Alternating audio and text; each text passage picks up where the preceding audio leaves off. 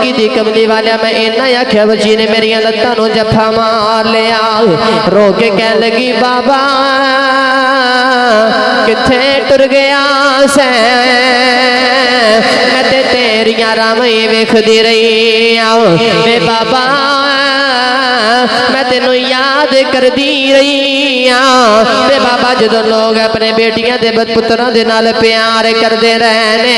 मैं उस वेले तेनू बड़ा याद करदी रही अर्जी कीती सोने मैं बच्ची नू धक्का मारिया अपनी बीवी ने पूछे बच्ची कौन है बीवी कह लगी वे दाया मरी ना ए तेरी बेटी है अपनी मां दी जान अर्जी कीती सोने बच्ची इन्नी प्यारी है तेरे कीता सीने लालवा फिर ख्याल आया लोगों ने आखना है साड़ियां दफन करदा रहा है अपनी नू सीने नाल ला के रखे आए अर्जी कीती सोने मैं अपनी बीवी ने आखे नू तैयार कर मैनू दफन कर आवा मैं बाहर जावा लोकी मैनू बेटी दा बाप ना आखन अर्जी कीती सोने मेरी बीवी ने कदम फड़ लै कह लगी वे दाया मारी ना बेदाया एदी मां मर जाएगी अर्जी कीती सोने मैं अपनी बीवी नू धक्का मारिया अपनी बेटी नू लैके जंगल वाले जा रहा बेटी राह विच मेरा मुंह चुमदी है मैनू प्यार करदी है कहंदी वे बाबा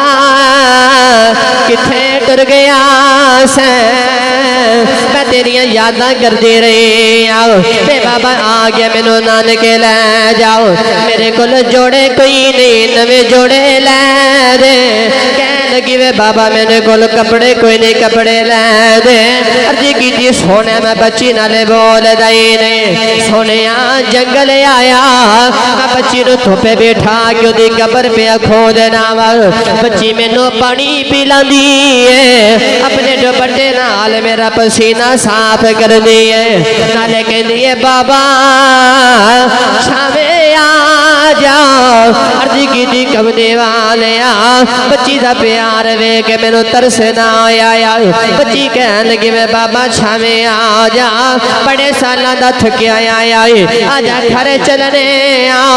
बाकी कम कल आके कर लवांगे